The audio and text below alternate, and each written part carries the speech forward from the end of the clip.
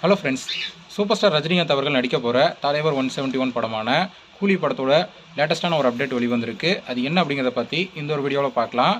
அதுக்கு முன்னாடி நம்ம சேனலை இன்னும் சப்ஸ்கிரைப் பண்ணலாம், சப்ஸ்கிரைப் பண்ணிக்கிங்க. வாங்க வீடியோக்குள்ளே போகலாம். லோகேஷ் கனகராஜோட டைரக்ஷனில் சன் பிக்சரோட ப்ரொடக்ஷனில் சூப்பர் ஸ்டார் ரஜினிகாந்த் அவர்கள் நடிக்க போகிற படம் தான் கூலி.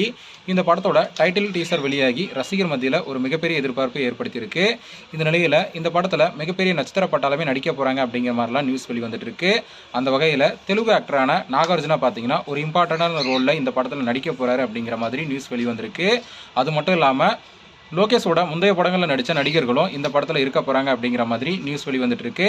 ஆனால் இந்த படம் லோகேஷோட சினிமாட்டிக் யூனிவர்ஸில் வராது அப்படிங்கிற மாதிரியும் நியூஸ் வெளிவந்துட்டு இருக்கு. சூப்பர் ஸ்டார் ரஜினிகாந்த் அவர்கள் பார்த்தீங்கன்னா இப்போ வேட்டையின் படத்தில் நடிச்சிட்டு இருக்காரு. இந்த படத்தோட ஃபைனல் ஷெட்யூல் பார்த்தீங்கன்னா இப்போ நடந்துட்டு வருது.